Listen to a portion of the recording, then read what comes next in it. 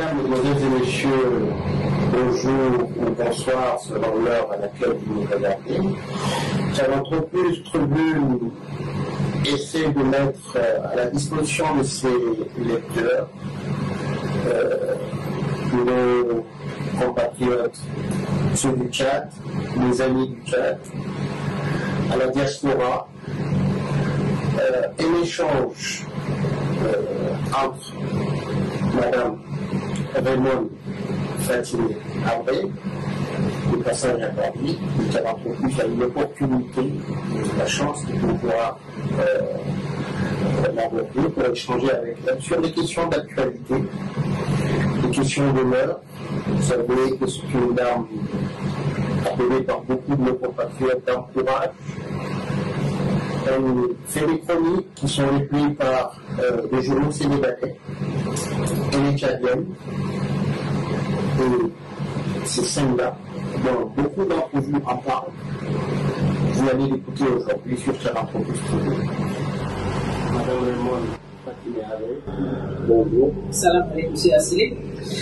Nous sommes très contents de vous accueillir à Paris. Et nous pouvons vous remercier pour avoir accepté d'échanger avec nous sur les questions d'actualité concernant votre pays d'État, sur les questions qui concernent le président Sénabré. Et j'aimerais vous poser une question. Comment vous portez avec toute cette charge de stress, de problèmes dans un pays qui vous a pourtant rendu devant? Comment vous, en tant que personne, vous vous sentez? Alhamdulillah, je dirais. Et c'est une épreuve difficile, très difficile. Mais qu'est-ce que vous voulez faire? Il faut faire face. Quand on sait que le président vit une épreuve encore plus difficile, et il revient d'être à ses côtés en tant qu'épouse. En tant que mère de famille aussi, c'est pas facile pour les enfants. Quand vous voyez cette affaire qui a pesé sur nos familles, sur nous-mêmes pendant plus de 15 ans, d'harcèlement judiciaire, médiatique, de toutes sortes de calomnies, c'est très difficile. Mais quand on connaît la vérité, quand on connaît son histoire et qu'on a assisté à certains événements, on ne va pas se laisser intimider. Et ce boulot compresseur médiatique et judiciaire et autres, eh bien, il nous revient de vivre à face. Très bien. Vous savez, le président a sénaté avec tout l'orage de l'islam. Beaucoup de Tchadiens, au jour d'aujourd'hui, après le procès, se posent la question comment il va, dans quelles conditions il est. Beaucoup de gens ne savent pas, depuis son incarcération, comment les choses se passent. Comment se porte-t-il après 5 ans dans les détentions? Je dis encore Alhamdulillah. Alhamdulillah, actuellement le président va bien. Il va bien. Au niveau de la santé, ça va. Le moral aussi est bon. La prison, ce n'est pas quelque chose de facile, quel que soit le confort, et encore, je dirais qu'il n'y a pas un vrai confort, j'ai eu à le dire, les histoires de prison dorée, c'est n'importe quoi, et il fait face à cette épreuve avec dignité, avec courage. Nous faisons tous face à ça, mais à ses côtés, c'est incroyable aussi, donc vraiment, quel que soit le complot, les calomnies, et quelle que soit cette injustice, nous menons le combat jusqu'à ce qu'ils puissent recouvrer la liberté. Le Sénégal qui a organisé ce procès dans les conditions que l'on connaît, il a fallu que 15 ans après que le Sénégal l'a accepté en tant que fils de l'Afrique. On a parlé à une période, la Teranga.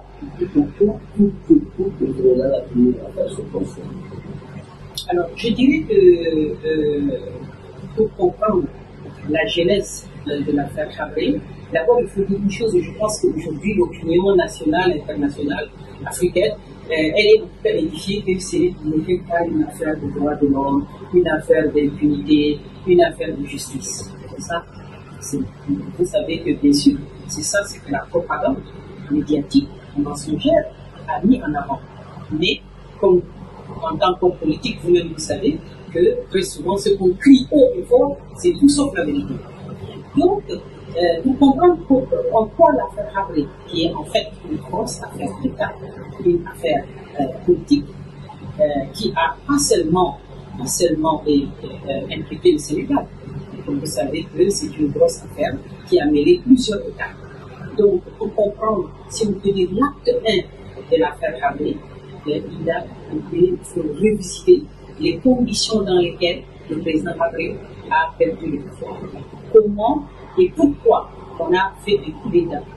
Quel était le contexte politique du Tchad après la guerre, voilà, à la fin de la guerre? Qu'est-ce qui justifie qu'on fasse partir un homme qui pourtant a fait démontrer son patriotisme, qui a défendu corps et âme les intérêts nationaux et l'intégrité du pays?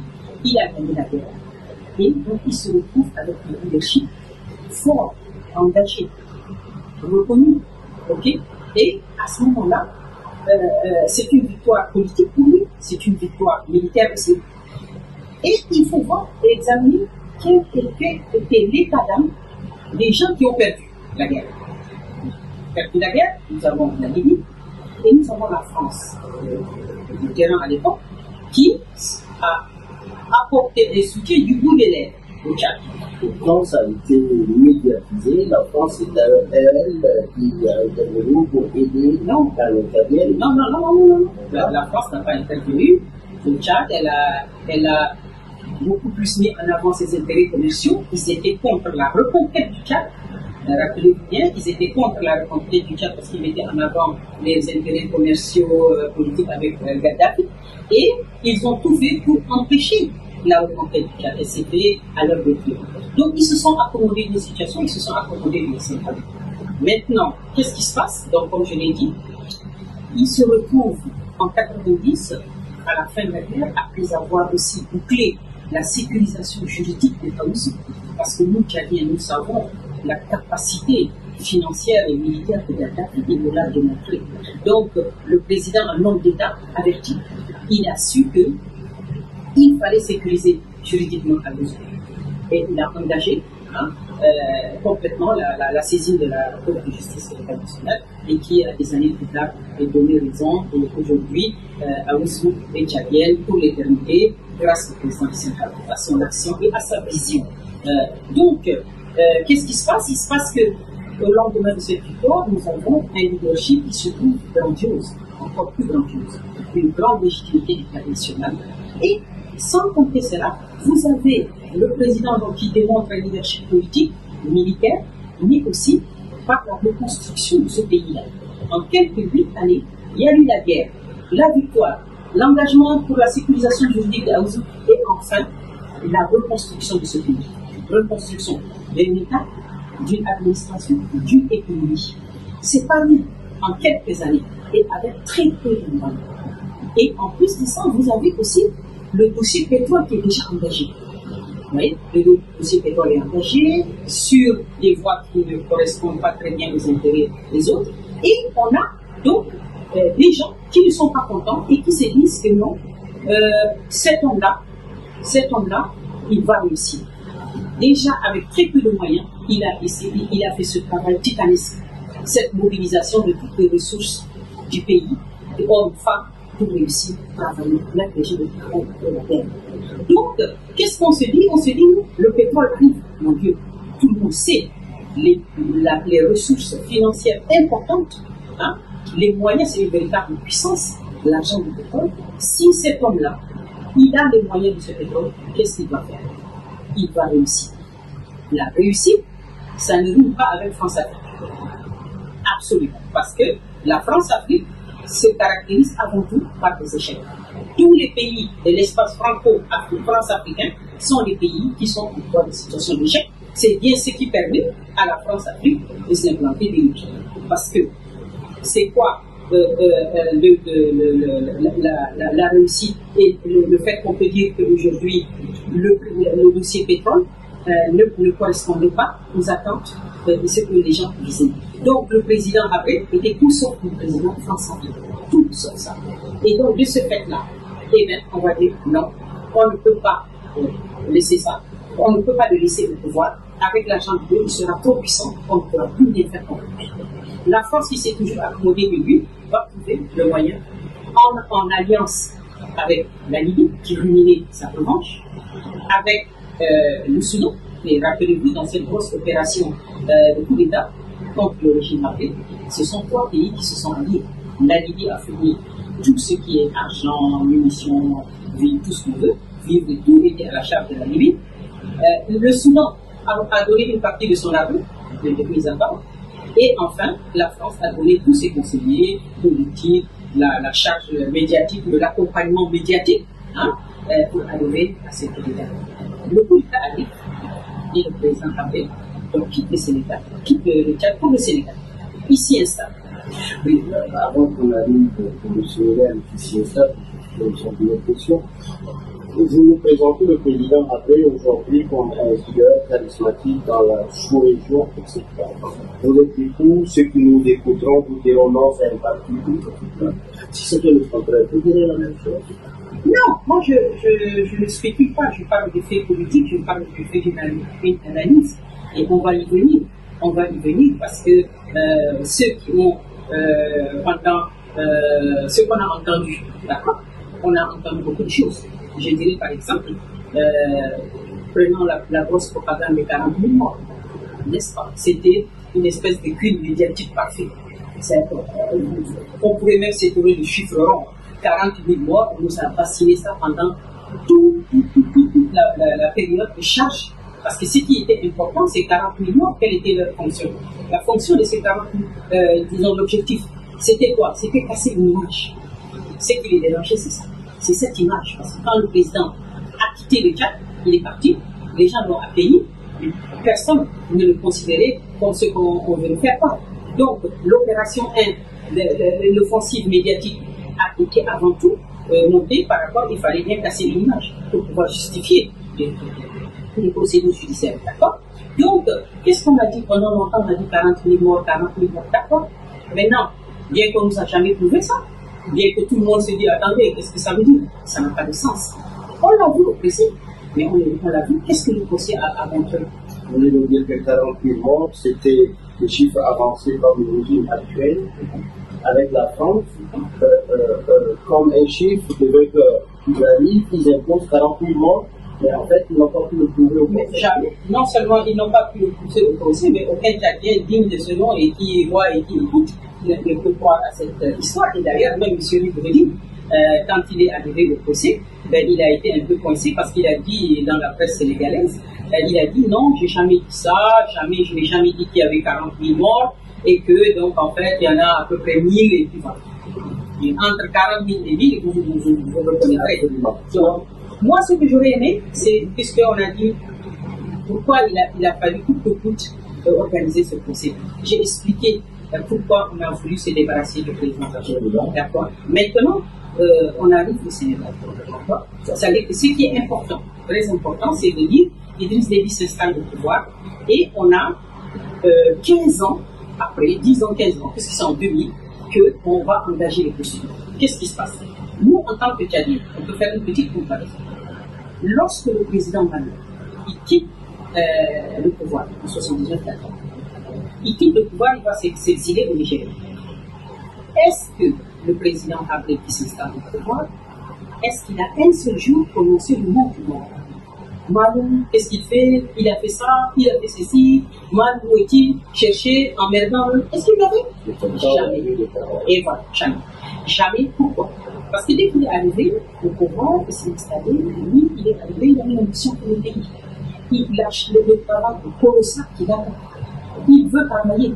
Donc il s'est dit, ça, c'est une page tournée. Reconstruisons ce pays, travaillons, avançons. Ok? C'est ça qui explique pourquoi, parce qu'il travaille dans une vision. Mais quand vous voyez des gens qui prennent sa place, qui n'ont aucune vision, d'ailleurs la preuve, vous savez que quand le président est parti, quelques mois a suffi pour que les Français se rendent compte de l'ampleur du travail, de son engagement dans l'administration, dans le contrôle de l'État, dans la gestion des ressources du pays. Ils ont compris que, mon Dieu, c'était un travail titanesque. Donc, ils se rendent compte que, mon Dieu, c'était, même si le pays était sur les rails, c'était pas fini. Il fallait un management quotidien. Et que la personne qui l'a remplacé n'était pas capable. Et donc, qu'est-ce qu'on fait? On amène tout de suite des conseillers français, on les a mis à la douane, on les a mis au ministère des Finances, au budget, partout, à la présidence, à l'armée, pour essayer d'aider à gérer ce pays. Hein? Et après, qu'est-ce qu'on fait encore? On dit, non, c'est pas bon, ça marche pas. Après, on dit, bon, il faut qu'on engage la réforme de l'armée. C'est aussi une clé, c'est aussi un échec. Donc, on voit tout de suite un tâtonnement complet des échecs à répétition, échec de la France, parce qu'il s'était pas rendu compte de ceci. Et puis, on dit, mais c'est pas grave tout ça, c'est pas grave, puisque le président Déby va amener la démocratie. D'accord? C'était le grand truc. Le président Déby va amener la démocratie, et donc, c'est ça qui justifie qu'on ait fait partie du Sénat et tout ça. Mais on se rend compte que quoi, dès les premières années d'origine, qu'est-ce qu'on voit? Mais on voit que les gens qui avaient cru naïvement qu'il y a une vraie démocratie qui s'installe, ils sont tous liquidés. Ils sont tous liquidés. Donc, qu'est-ce qu'on voit? Donc, voilà, on voit des gens qui arrivent, qui tâtonnent, qui échouent, la France échoue, et tous les regards se tournent vers Dakar. Parce qu'il faut chercher un beau émissaire, il faut faire une diversion, et on a l'argent du pétrole qui arrive, et qui permet toutes les choses. Et donc, de se dire, on va faire une grosse diversion, nous, nos échecs, tout ça, on les calme, c'est Isénabre qui est responsable. Il est responsable de quoi, Isénabre? Donc, aujourd'hui, vous avez donc des gens qui ont, dans cette fuite en avant, ont cherché un bout émissaire pour détourner l'esprit des gens de leur incompétence, de leur échec économique autour de la gestion du pays. Et l'argent du pétrole va servir à ce caprice-là, à payer tout le monde et à acheter tout le monde. Et donc, c'est ça qui permet que quand on arrive au Sénégal, il a fallu 12 ans. Vous voyez, il a fallu 12 ans, 12-13 ans pour que on ait cette histoire. Voilà. Mais, voilà. Il a fallu 12 ans. Cet argent du pétrole, il va acheter ce procès de la RFE. Qu'est-ce qu'il va faire? Il va acheter l'engagement des autorités politiques. Tout le monde se rappelle les presque 25 à 30 voyages d'Abdoulaye Wade au Tchad en même pas 10 ans de règne, sans qu'on ait un jour parlé de coopération entre le Tchad et le Tchad et le Sénégal. On va voir les ONG, Amnesty International, il n'y a même pas 2-3 jours, avec les confrères, leur petite bisbis avec le Tchad. Qu'est-ce qu'ils ont dit? Le Tchad a répondu, on dit on vous a donné de l'argent. On vous a donné de l'argent.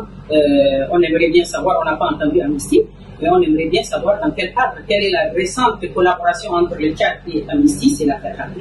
Donc on voit des ONG aussi qui prennent la manne financière, la manne pétrolière, les revenus pétroliers du peuple tchadien qui sont détournés, pillés et investis dans cette affaire pour calmer les angoisses des gens qui sont en situation d'échec. Donc, qu'est-ce qu'il en fait? On achète les médias, rappelez-vous, le budget officiel donné par les chambres africaines aux médias sénégalais, la Belgique, il y avait l'agence belge, l'agence au Tchad et l'agence du Sénégal, l'agence de communication, on leur a donné plus de 500 millions de francs, et encore, après, ils ont encore bénéficié d'une autre rallonge. Vous vous rendez compte? Ça veut dire quoi ça? Ça veut dire que dans cette affaire, et les magistrats, qu'est-ce qu'ils en avaient à faire, les magistrats? On leur donne des millions et des millions comme salaire. Et le Sénégal, la seule contribution du Sénégal dans le procès Habré a été de dire, nous vous donnons les magistrats, mise à disposition des magistrats. Deuxièmement, on vous donne des terrains, on construit une prison. Déjà avant, ils l'ont dit. Donc on voyait bien la farce dans laquelle on était. Et donc, à partir de ce moment-là, vous allez avoir les gens qui vont acheter ce procès et on va dire au Tchad, financier. Le Tchad, qui a l'argent du pétrole, qui vraiment s'amuse avec, et donc va le déverser dans ce procès. Et qu'est-ce qui se passe encore? C'est qu'on voit le Tchad amène l'argent, mais le Tchad aussi présente les personnes qui vont faire ce procès, les acteurs. On a plusieurs catégories de personnes qui vont arriver et qui vont raconter leur histoire devant la. Je rappelle en voyant le procès que sur les catégories de personnes que vous énumérez maintenant, il y en a qui sont arrivés complètement en disant le contraire de ce que les ONG ont présenté. Ils sont là, hein. Ils sont là. C'est-à-dire que ça, vous savez, comme on dit, c'est toujours le grain de sable. Avec l'émotion, avec la charge médiatique sur le procès, vous avez quelques-uns très rares, mais personne n'en a tenu compte. Vous avez des incohérences. Comme je vous ai dit, comment on a préparé ce procès? Ils l'ont fait de telle sorte qu'ils ont dit aux gens, à tous les participants, écoutez, nous vous présentons un cadre dans lequel vous allez venir raconter votre histoire. Ce cadre, il est hors du droit. Il est dans une espèce de zone de non-droit et vous allez maintenant vous défouler la lettre.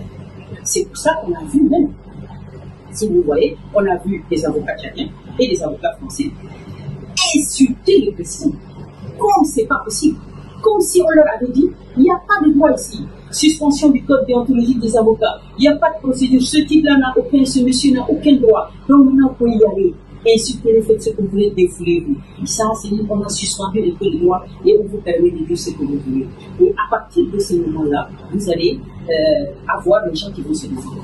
Des avocats français, des avocats tchadiens qui vont se comporter comme des calculs.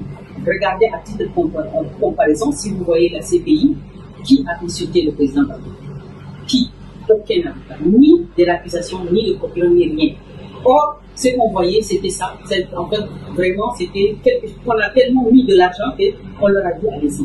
Parce que, d'autre part, le président ne voulait pas participer à ce procès. Et ça, c'était la surprise pour eux. Ils croyaient qu'ils allaient le faire céder. Ils n'ont pas réussi. Donc, ils se sont dit feu vert, allez-y, insultez-le. Peut-être qu'ils vont frapper et ils vont revenir. Vous permettez de faire une parenthèse sur le fait que le président n'a pas voulu participer au procès. Beaucoup de Tchadiens ont voulu qu'à travers ce procès, le président Adré puisse avoir dans ce procès une équilibre politique et essayer de démontrer qu'il a raison et que les autres ont tort. Est-ce que ce silence-là n'a pas allé défavoriser le président Adré? Non, pas du tout. D'abord, ce n'était pas un procès normal. Aucun de ses droits n'était respecté, n'a jamais été respecté. Même l'amont, parce que vous ne pouvez pas dire comme ça, on a enlevé un homme de sa maison et on le prend, on l'amène dans le tribunal et brusquement le droit va commencer. Non, rappelez-vous toute la guerre judiciaire, vous voyez, et tant qu'il était, c'était une bataille du droit, le président a gagné toutes les procédures. Et ils ont compris que si on y allait comme ça, vous savez que la cour de la CEDEAO a bien dit, le mandat que le Sénégal brandit pour dire je veux juger, j'ai le mandat de juger, la cour de la CEDEAO a dit non, l'Union africaine n'est pas une organisation, mais c'est devenu une cour de justice. L'Union africaine est une organisation politique, elle n'a jamais donné un mandat à qui que ce soit, quel que soit le pays, elle ne sait pas son travail. Mais ils ont dit on s'en fout. Ils ont dit on s'en fout, on met ça de côté. Et ils ont compris que si on rentre dans la guerre judiciaire, on va perdre. Et donc maintenant, il faut faire du forcing, il faut y aller vite, et il faut faire du forcing. Et donc, et autre part, en plus, c'est les médias. Donc ils se sont dit on va inviter les gens à ce procès, mais attention, s'il se passe des choses, qu'est-ce qu'on fait? Donc il faut acheter la presse. Et la presse a acheté. Et vous savez aussi qu'on a fait beaucoup de recours. Aucun de nos recours n'a eu gain de cause. Et même le dernier, on a même refusé un recours. Donc au niveau de la Cour suprême, après les décisions. Donc c'est pour vous dire que c'est pas un procès, c'est pas ce que les gens ne comprennent pas, c'est que cette affaire, c'est dès le départ, c'est un peloton d'exécution. C'est un artifice, c'est un maquillage. C'est ça, le président l'avait compris. Absolument, très tôt. Sa position, absolument. Mais bien sûr, participer à ce procès, c'était quoi? C'était comme si quelqu'un, tu sais que cette personne-là, elle t'a mis une corde. Et toi, tu vas dire, puisque là, je monte et je mets ma tête dans cette corde. C'est ça, participer. Vous participez, ça veut dire quoi? Vous participez, vous cautionnez, vous vous défendez. Mais vous savez que les gens n'appliquent pas de droit. Les gens, vous vous rendez compte qu'ils ont même osé ne pas accepter un fait politique majeur, la guerre au Tchad. Ils ont dit que ce n'était pas une circonstance atténuante. Vous vous rendez compte? Alors que ce qu'on voit arriver dans ce procès, c'est quoi? On voit des femmes et des hommes qui arrivent et on se rend compte que tous ces gens ont participé à la guerre. C'est des acteurs et des actrices de la guerre civile et guerre contre la Libye. Ils ont participé, ils ont posé des actes, ils ont commis des crimes, ils ont bénéficié de la politique de réconciliation nationale et de paix. Ils sont restés 25 ans, on les a ressortis, on les a mis. Ce qui fait que moi, par exemple, en tant qu'observatrice, analyste de l'histoire politique, on se dit, est-ce que là, on n'a pas vu les limites d'une politique de réconciliation nationale et de pardon, où on a vu des gens qui ont posé des actes de crimes continus, des crimes de trahison contre le pays, parce qu'ils étaient du côté de l'agresseur libyen. Et ils ont provoqué la mort de vaillants combattants. Et c'est pas parce qu'on est une femme qu'on ne peut pas poser et faire du mal. Et on le voit, on le sait dans l'histoire du Tchad. On sait qu'il y a eu beaucoup de femmes qui ont collaboré, des femmes ont engagé des mercenaires, elles étaient positionnées en Maïdougou. Hein, des femmes ont magouillé ont corrompu les gens pour faire évader les prisonniers. Elles ont servi de vie. Les femmes donnent des renseignements qui peuvent provoquer un bombardement. On peut vous tuer. Donc nous, on sait, tout le monde le sait, tous les Tchadiens dans toute l'histoire de l'humanité, tout le monde sait. Donc on a des gens comme ça qui arrivent et on se dit aujourd'hui, on leur a pardonné, on les a pas jugés pour crimes de haute trahison contre leur pays, contre la mort des vaillants combattants. Hein? On n'a pas fait tout ça. Qu'est-ce qu'on a fait? On leur a pardonné. Et 25 ans après, les voici qui se viennent et qui racontent du n'importe quoi. Donc, on a vu là aussi des limites. Autre chose, c'est que Ribrodi et sa propagande des 40 millions, qu'est-ce qu'il a dit? Il n'a pas réussi. Parce que ça voulait dire quoi, 40 millions? 40 millions, ça veut dire que c'est un régime complètement fou. Vous mettez des filles qui sortent dans la rue et on te prend et on te tue. C'est ça, 40 millions. Hein? C'est ça. Or, qu'est-ce qu'il a, avec les milliards et les milliards qu'ils ont eu, est-ce qu'il a pu démontrer ça? Il n'a pas pu le démontrer. Il a tout simplement, il nous a montré des gens qui étaient impliqués dans les guerres civiles. Dans les guerres civiles, donc ça veut dire que tous ces gens-là, ils ont une histoire, ils ont raconté leur version, on n'a pas accepté d'amener des gens là-bas. On n'a pas accepté d'amener des Tchadiens. Il n'y a aucun Tchadien n'a pu venir dans ce tribunal pour dire quelque chose de positif sur le Sénat. Ok.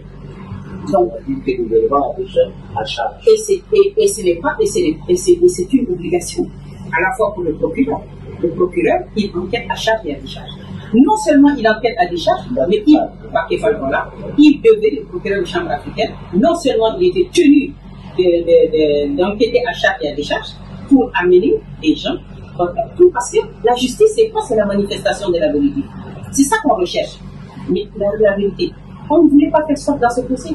Donc, on a amené que des gens à charge parce que c'était une affaire qu'il fallait plier rapidement, une espèce d'artifice, on va dire, du jour où ils ont enlevé le président, du jour où ils l'ont enlevé de chez lui, on savait qu'il n'avait pas on le savait. Et donc, de ce fait-là, cette espèce de faux procès qu'on nous a mis était là uniquement pour une espèce d'artifice pour pouvoir dire oui, il a été jugé et condamné. C'est tout. Un prétexte. C'est tout. Et donc, je dirais que Ribrodi n'a pas pu démontrer ce qu'il a dit avec ses 40 000. Il est revenu dire que non, il n'y en avait que 1000, etc. Il n'a pas pu, il a menti et ça s'est démontré parce qu'on a vu que les gens ont menti.